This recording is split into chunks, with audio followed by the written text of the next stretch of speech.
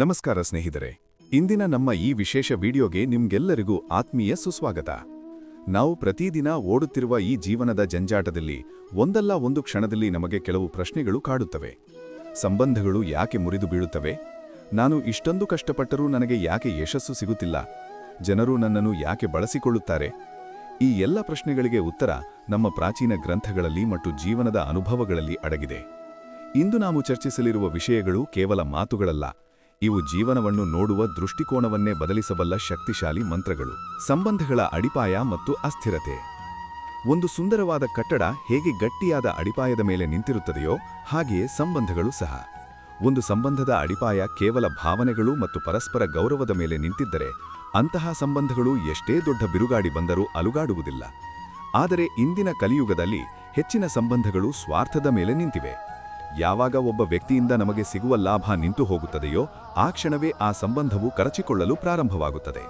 ಅದಕ್ಕಾಗಿಯೇ ಶ್ರೀಕೃಷ್ಣನು ಹೇಳುತ್ತಾನೆ, ಸಂಬಂಧಗಳಲ್ಲಿ ಸಂಖ್ಯೆ ಮುಖ್ಯವಲ್ಲ, ಆ ಸಂಬಂಧದ ಸತ್ಯ ಮತ್ತು ಆಳ ಮುಖ್ಯ. ಮಾತಿನ ಮಹತ್ವ ಮತ್ತು ಮೌನ. ಕೋಪವು ಮನುಷ್ಯನ ಅತಿ ದೊಡ್ಡ ಶತ್ರು. ಕೋಪದಲ್ಲಿ ನಾವು ಆಡುವ ಒಂದೊಂದು ಮಾತು ಕೂಡ ಎದುರಿಗಿರುವ ವ್ಯಕ್ತಿಯ ಮನಸ್ಸಿಗೆ ಚುಚ್ಚುವ ಮುಳ್ಳಿನಂತಿರುತ್ತದೆ.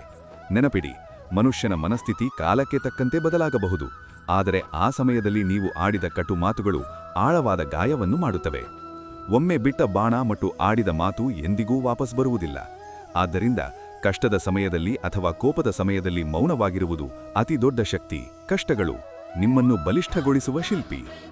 ಜೀವನದಲ್ಲಿ ಕಷ್ಟಗಳು ಬಂದಾಗ ನಾವು ನನಗೇ ಯಾಕೆ ಹೀಗಾಗುತ್ತಿದೆ ಎಂದು ದೇವರನ್ನು ಪ್ರಶ್ನಿಸುತ್ತೇವೆ. ಆದರೆ ವಾಸ್ತವದಲ್ಲಿ ಈ ಸವಾಲುಗಳು ನಿಮ್ಮನ್ನು ನಾಶ ಮಾಡಲು ಬರುವುದಿಲ್ಲ, ಬದಲಾಗಿ ನಿಮ್ಮ ಒಳಗಿರುವ ಅದ್ಭುತ ಶಕ್ತಿಯನ್ನು ಹೊರತರಲು ಬರುತ್ತವೆ. ಸುಡುವ ಬೆಂಕಿಯಲ್ಲಿ ಬೆಂದಾಗ ಮಾತ್ರ ಚಿನ್ನಕ್ಕೆ ಹೊಳಪು ಬರುವುದು. ಹಾಗೆಯೇ ಜೀವನದ ಕಷ್ಟಗಳನ್ನು ಎದುರಿಸಿದಾಗಲೇ ಮನುಷ್ಯ ಪರಿಪೂರ್ಣನಾಗುತ್ತಾನೆ. ಪ್ರತಿ ಮುಂಜಾನೆ ಹೊಸ ಸವಾಲನ್ನು ತಂದರೆ ಪ್ರತಿ ಸಂಜೆ ಒಂದು ಅಮೂಲ್ಯವಾದ ಪಾಠವನ್ನು ಕಲಿಸಿ ಹೋಗುತ್ತದೆ. ತಪ್ಪುಗಳು ಮತ್ತು ಕ್ಷಮೆ. ಪುಸ್ತಕದ ಪುಟಗಳು. ಜೀವನ ಎನ್ನುವುದು ಒಂದು ದೊಡ್ಡ ಪುಸ್ತಕವಿದ್ದಂತೆ. ಇದರಲ್ಲಿ ತಪ್ಪುಗಳು ಎನ್ನುವುದು ಕೇವಲ ಒಂದು ಪುಟ ಮಾತ್ರ. ಆದರೆ ನಾವು ಏನು ಮಾಡುತ್ತೇವೆ?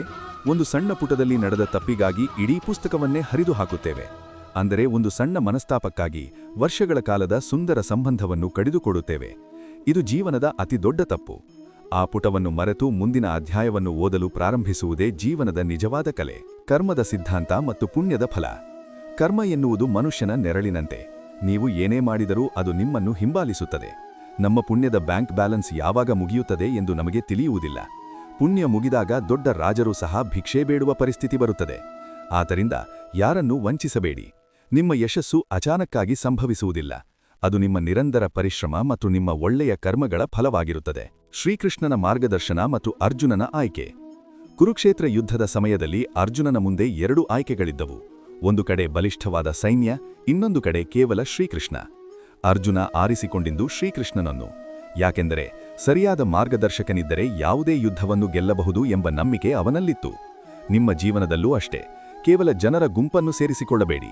ನಿಮ್ಮನ್ನು ಸರಿಯಾದ ಹಾದಿಯಲ್ಲಿ ನಡೆಸುವ ಒಬ್ಬ ವ್ಯಕ್ತಿ ಜೊತೆಗಿದ್ದಲೂ ಸಾಕು. ಈ ಜಗತ್ತಿನ ಕಠಿಣ ವಾಸ್ತವ. ಕಲಿಯುಗದಲ್ಲಿ ಅತಿಯಾದ ಒಳ್ಳೆಯತನವು ಒಂದು ಶಾಪವಾಗಿ ಪರಿಣಮಿಸಬಹುದು. ಅತಿಯಾದ ಸರಳತೆ ಮತ್ತು ಮೃದುತ್ವವನ್ನು ಜನರು ದೌರ್ಬಲ್ಯ ಎಂದು ಭಾವಿಸುತ್ತಾರೆ. ಕಾಡಿನಲ್ಲಿ ಮೊದಲು ಕಡಿಯುವುದು ನೇರವಾಗಿರುವ ಮರವನ್ನು ಎಂಬುದು ನೆನಪಿರಲಿ. ಆದ್ದರಿಂದ ಒಳ್ಳೆಯವರಾಗಿರಿ, ಆದರೆ ಮೂರ್ಖರಾಗಬೇಡಿ. ನಿಮ್ಮನ್ನು ಬಳಸಿಕೊಳ್ಳಲು ಯಾರಿಗೂ ಅವಕಾಶ ನೀಡಬೇಡಿ. ಸಿಂಹದಂತೆ ಬದುಕುವುದು ಎಂದರೆ ಬೇರೆಯವರನ್ನು ನೋಯಿಸುವುದಲ್ಲ, ಯಾರೂ ನಿಮ್ಮನ್ನು ನೋಯಿಸಲು ಧೈರ್ಯ ಮಾಡದಂತೆ ಬದುಕುವುದು. ಬದಲಾವಣೆ ಮತ್ತು ಸಂತೋಷದ ಮೂಲ. ಜಗತ್ತಿನ ಏಕೈಕ ಶಾಶ್ವತ ನಿಯಮವೆಂದರೆ ಬದಲಾವಣೆ. ಇಂದು ನಿಮ್ಮದಾಗಿರುವುದು ನಾಳೆ ಇನ್ನೊಬ್ಬರದಾಗುತ್ತದೆ.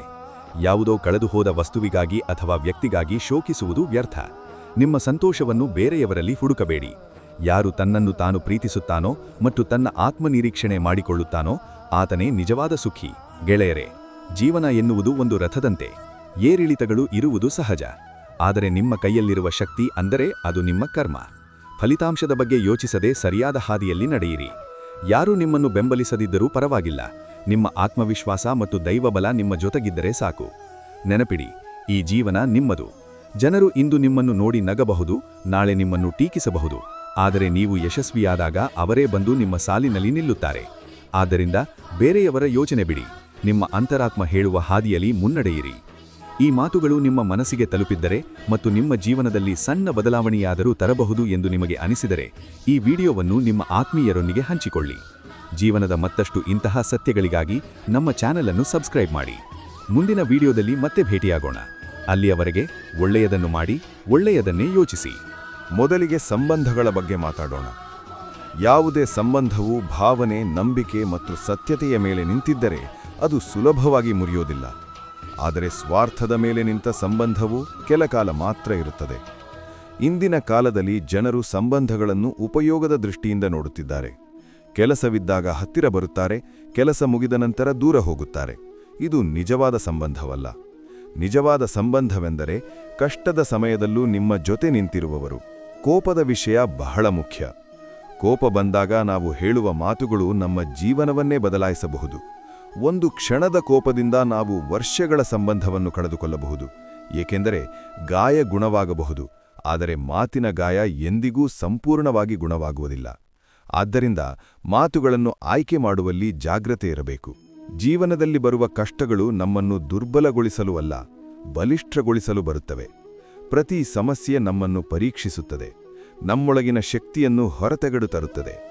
ನೀವು ಗಮನಿಸಿದ್ದರೆ ಯಶಸ್ವಿಯಾದ ವ್ಯಕ್ತಿಗಳು ಹೆಚ್ಚು ಕಷ್ಟಗಳನ್ನು ಎದುರಿಸಿದವರೇ. ಕಷ್ಟಗಳಿಲ್ಲದೆ ವ್ಯಕ್ತಿತ್ವ ನಿರ್ಮಾಣವಾಗುವುದಿಲ್ಲ. ಸಂಬಂಧಗಳನ್ನು ಪುಸ್ತಕದಂತೆ ಪರಿಗಣಿಸಲಾಗಿದೆ. ಒಂದು ತಪ್ಪಿನಿಂದ ಸಂಪೂರ್ಣ ಸಂಬಂಧವನ್ನು ಮುರಿಯಬಾರದು. ಜೀವನದಲ್ಲಿ ತಪ್ಪುಗಳು ಸಹಜ, ಆದರೆ ನಾವು ಅದನ್ನು ಹಿಡಿದುಕೊಂಡು ಬದುಕಿದರೆ ನಾವು ನಮ್ಮದೇ ಸಂತೋಷವನ್ನು ಹಾಳು ಮಾಡಿಕೊಳ್ಳುತ್ತೇವೆ. ಮನ್ನಿಸುವ ಗುಣ ಇದ್ದರೆ ಮಾತ್ರ ಸಂಬಂಧಗಳು ಉಳಿಯುತ್ತವೆ. ಕರ್ಮದ ಬಗ್ಗೆ ಹೇಳಿರುವುದು ಬಹಳ ಗಂಭೀರ. ನಾವು ಮಾಡುವ ಪ್ರತಿಯೊಂದು ಕಾರ್ಯವೂ ನಮ್ಮ ಬದುಕಿನಲ್ಲಿ ಹಿಂತಿರುಗಿ ಬರುತ್ತದೆ. ಒಳ್ಳೆಯದನ್ನು ಮಾಡಿದರೆ ಒಳ್ಳೆಯ ಫಲ, ಕೆಟ್ಟದನ್ನು ಮಾಡಿದರೆ ಕೆಟ್ಟ ಫಲ. ಇದು ಪ್ರಕೃತಿಯ ನಿಯಮ.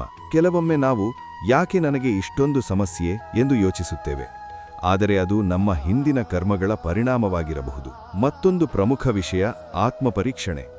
ಇತರರ ತಪ್ಪುಗಳನ್ನು ನೋಡೋದು ಸುಲಭ, ಆದರೆ ನಮ್ಮ ತಪ್ಪುಗಳನ್ನು ನೋಡೋದು ಕಷ್ಟ. ಆದರೆ ನಿಜವಾದ ಸಂತೋಷವನ್ನು ಪಡೆಯುವವನು ತನ್ನನ್ನೇ ಪರಿಶೀಲಿಸುವವನು. ಯಾವಾಗ ನಾವು ನಮ್ಮ ತಪ್ಪುಗಳನ್ನು ಅರಿತು ತಿದ್ದಿಕೊಳ್ಳುತ್ತೇವೋ ಆಗ ನಮ್ಮ ಜೀವನದಲ್ಲಿ ಶಾಂತಿ ಬರುತ್ತದೆ. ಸಮಯದ ಮಹತ್ವವೂ ಇಲ್ಲಿ ಸ್ಪಷ್ಟವಾಗಿದೆ. ಹೋದ ಸಮಯ ಮರಳಿ ಬರುವುದಿಲ್ಲ, ಆದರೆ ನಮ್ಮ ಮುಂದೆ ಇರುವ ಸಮಯವನ್ನು ನಾವು ಹೇಗೆ ಬಳಸುತ್ತೇವೆ ಎಂಬುದು ನಮ್ಮ ಭವಿಷ್ಯವನ್ನು ನಿರ್ಧರಿಸುತ್ತದೆ. ಆತ್ಮವಿಶ್ವಾಸ ಮತ್ತು ಧೈರ್ಯವಿದ್ದರೆ ಪ್ರತಿಯೊಂದು ಕ್ಷಣವನ್ನೂ ಸುಂದರವಾಗಿಸಬಹುದು. ನಂಬಿಕೆ ಜೀವನದ ಮೂಲ. ಅರ್ಜುನ ಲಕ್ಷಾಂತರ ಸೈನ್ಯವನ್ನು ಬಿಟ್ಟು ಕೃಷ್ಣ ಅವರನ್ನು ಆರಿಸಿಕೊಂಡನು, ಏಕೆಂದರೆ ಅವನಿಗೆ ಸರಿಯಾದ ಮಾರ್ಗದರ್ಶನ ಮುಖ್ಯವಾಗಿತ್ತು. ಇದು ನಮಗೆ ಹೇಳುವುದು, ಜೀವನದಲ್ಲಿ ಸರಿಯಾದ ವ್ಯಕ್ತಿ ಇದ್ದರೆ ದಾರಿ ತಪ್ಪುವುದಿಲ್ಲ. ಇಂದಿನ ಸಮಾಜದ ಸತ್ಯವೂ ಇಲ್ಲಿ ಹೇಳಲಾಗಿದೆ. ನಿಮ್ಮ ಸಮಸ್ಯೆಗಳನ್ನು ಎಲ್ಲರಿಗೂ ಹೇಳಬೇಡಿ, ಏಕೆಂದರೆ ಎಲ್ಲರೂ ನಿಮ್ಮ ನೋವನ್ನು ಅರ್ಥ ಮಾಡಿಕೊಳ್ಳುವುದಿಲ್ಲ. ಕೆಲವರು ಕೇವಲ ನಟನೆ ಮಾಡುತ್ತಾರೆ. ಆದ್ದರಿಂದ ಯಾರನ್ನು ನಂಬಬೇಕು ಎಂಬುದನ್ನು ಜಾಣ್ಮೆಯಿಂದ ಆಯ್ಕೆ ಮಾಡಬೇಕು. ಅಹಂಕಾರ ಮತ್ತು ಗರ್ವ ಮಾನವನ ಶತ್ರುಗಳು. ಅವು ವ್ಯಕ್ತಿಯನ್ನು ಕುಗ್ಗಿಸುತ್ತವೆ, ಆದರೆ ವಿನಯ ಮತ್ತು ಸಹನೆ ವ್ಯಕ್ತಿಯನ್ನು ಎತ್ತರಕ್ಕೆ ಕೊಂಡೊಯ್ಯುತ್ತವೆ. ಅಹಂಕಾರದಿಂದ ವ್ಯಕ್ತಿಯ ಪತನ ಖಚಿತ. ಮತ್ತೊಂದು ಕಠಿಣ ಸತ್ಯ, ಇಂದಿನ ಕಾಲದಲ್ಲಿ ಹೆಚ್ಚು ಒಳ್ಳೆಯವನಾಗಿದ್ದರೆ ಜನರು ನಿಮ್ಮನ್ನು ದುರ್ಬಲ ಎಂದು ಭಾವಿಸುತ್ತಾರೆ. ಆದ್ದರಿಂದ ಒಳ್ಳೆಯತನದ ಜೊತೆಗೆ ಜಾಣ್ಮೆ ಕೂಡ ಇರಬೇಕು. ಯಾರಿಗೂ ಹಾನಿ ಮಾಡಬಾರದು, ಆದರೆ ಯಾರಿಂದಲೂ ಹಾನಿಯಾಗದಂತೆ ನೋಡಿಕೊಳ್ಳಬೇಕು. ಜೀವನದಲ್ಲಿ ಭಯವಿಲ್ಲದೆ ಮುಂದೆ ಸಾಗಬೇಕು. ಯಾರು ಏನು ಹೇಳುತ್ತಾರೆ ಎಂಬುದನ್ನು ಗಮನಿಸಿದರೆ ನಾವು ಮುಂದೆ ಹೋಗಲು ಸಾಧ್ಯವಿಲ್ಲ. ಜನರು ಯಾವಾಗಲೂ ಮಾತನಾಡುತ್ತಾರೆ, ಆದ್ದರಿಂದ ನಿಮ್ಮ ದಾರಿ ನಿಮ್ಮದೇ ಆಗಿರಬೇಕು. ಮನಸ್ಸಿನ ನಿಯಂತ್ರಣ ಅತ್ಯಂತ ಮುಖ್ಯ. ಮನಸ್ಸು ನಮ್ಮ ಸ್ನೇಹಿತವೂ ಆಗಬಹುದು, ಶತ್ರುವೂ ಆಗಬಹುದು. ನಾವು ಅದನ್ನು ನಿಯಂತ್ರಿಸಿದರೆ ಅದು ನಮ್ಮನ್ನು ಯಶಸ್ಸಿನತ್ತ ಕೊಂಡೊಯ್ಯುತ್ತದೆ, ಇಲ್ಲದಿದ್ದರೆ ಅದು ನಮ್ಮನ್ನು ದಾರಿ ತಪ್ಪಿಸುತ್ತದೆ. ಜೀವನದ ಅಸಲಿ ಸಾರ ಏನೆಂದರೆ ಸಂತೃಪ್ತಿ, ಸತ್ಯ ಮತ್ತು ಧರ್ಮದ ಮಾರ್ಗ. ನೀವು ಎಷ್ಟು ಸಂಪತ್ತು ಹೊಂದಿದ್ದರೂ ಮನಸ್ಸಿಗೆ ಶಾಂತಿ ಇಲ್ಲದಿದ್ದರೆ ಅದು ವ್ಯರ್ಥ. ಆದರೆ ಸಂತೃಪ್ತಿ ಇದ್ದರೆ ಸಣ್ಣ ಜೀವನವು ದೊಡ್ಡ ಸಂತೋಷ ಕೊಡುತ್ತದೆ. ಸಂಬಂಧಗಳನ್ನು ಕಾಪಾಡಿ, ಕೋಪವನ್ನು ನಿಯಂತ್ರಿಸಿ, ಕರ್ಮದಲ್ಲಿ ನಂಬಿಕೆ ಇಡಿ ಮತ್ತು ನಿಮ್ಮ ಮನಸ್ಸನ್ನು ಗೆಲ್ಲಿ. ಆಗ ಜೀವನದಲ್ಲಿ ನಿಜವಾದ ಸಂತೋಷ ಸಿಗುತ್ತದೆ.